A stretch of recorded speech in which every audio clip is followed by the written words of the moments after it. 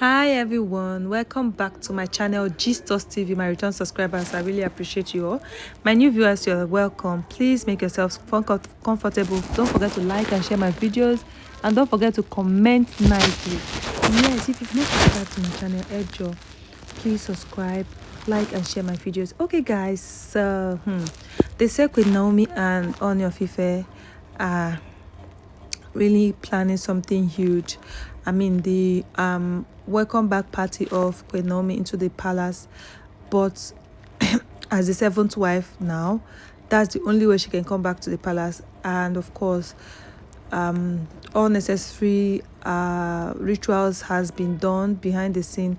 They said everything was supposed to be kept secretly, but the king doesn't want it that way because of his son, the first son, Prince Tade. And of course, yes, husband and wife usually have issues, differences, disputes, as long as it's not something physical, that this one can actually be resolved. Apart from the fact that she came out publicly to announce that she was no longer interested in the marriage, that was just the only offense, of course, which a lot of people, we all know that there are a lot of things that you cannot do to our first class king in public. Yes, so but apart from that, she's really been a good woman. I mean, she has really been good, and she's reserved. Those were one of the criteria, one of the things that made the king to reconsider bringing her back. Like, she has not been everywhere, nobody has been hearing her gist, that she did this and she did. She has actually, Queen Naomi has actually carried herself very well, with grace. And from what they were saying, that from the gist, allegedly, that it was someone that actually made her, told her things that aggravated her to leave the palace. Someone in the palace actually fed her with some information, and you know how that is with human beings that are vulnerable. And of course, I think when she left the palace, she was still breastfeeding the prince. Of course, her hormones were just everywhere, so that was what triggered her to leave the palace. And of course, those that are in marriage, you all know how these things work, so you don't have to. For me, I don't blame her. But the issue is that the person that actually told Queen Naomi whatever they told her has not been mentioned. But they said the person in the palace was always giving her information, because they said a lot of people actually loved Queen Naomi when she was in the palace, because I mean, she carries them along as her siblings. Her family is very loving, and everybody was very happy in the palace, like everybody. And she always prays for them, irrespective of the fact that, I mean, there are a lot of deities in the palace, allegedly. Of course, you all know now that as a king, that is why it is also difficult for any carnal human being to do anything to the king, because I mean, the king has a lot going. And it is not something Queen Naomi herself alone can also handle in that palace if she's not willing. Being a born-again Christian, you know that when Queen Naomi married the king, a lot of people were like, was she going to withstand whatever it is that she's going to see in the palace? She needs a lot of community that prays with her to be able to be in that palace. And another thing that even made them to remove her from the palace, manipulate her out of that palace, was because she was always praying and holding fellowships, online fellowship in the palace.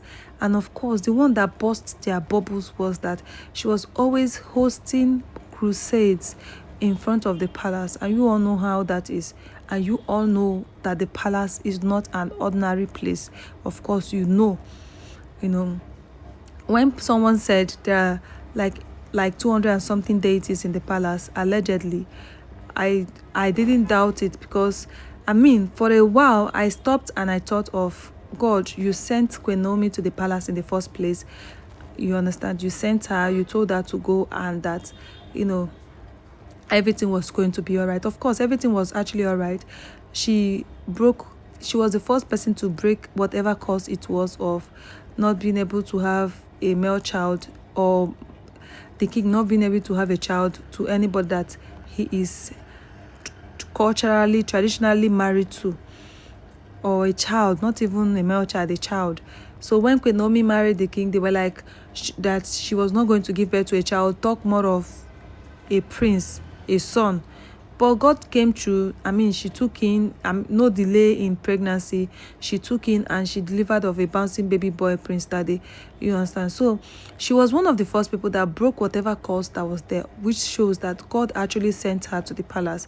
But the thing is that God can still remove someone from where he kept that person if he sees that what is there is overshadowing, is too much for the person. In other words, God removed that from there when it was hot for her. So she can't battle all the deities. But if she's going back now, at least there are people that can handle one thing or the other. She doesn't have to, and they don't have to look up to her for anything. She doesn't have to be the head. She's not the head wife and all that. You understand? The way she's coming back, she's not coming back as, oh, she's coming to do anything or anyone or anywhere.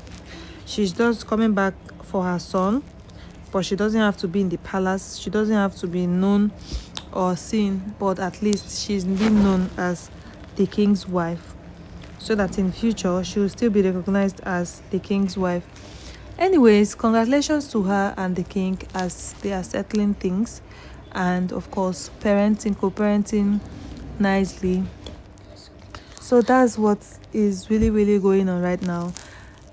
They said Queen Naomi and the king are secretly running things, allegedly. I mean, the king is entitled to whatever he wants to do. He's so entitled to that. So thank you so very much for everything, for coming around, for viewing my channel once more. Have a nice day. Bye.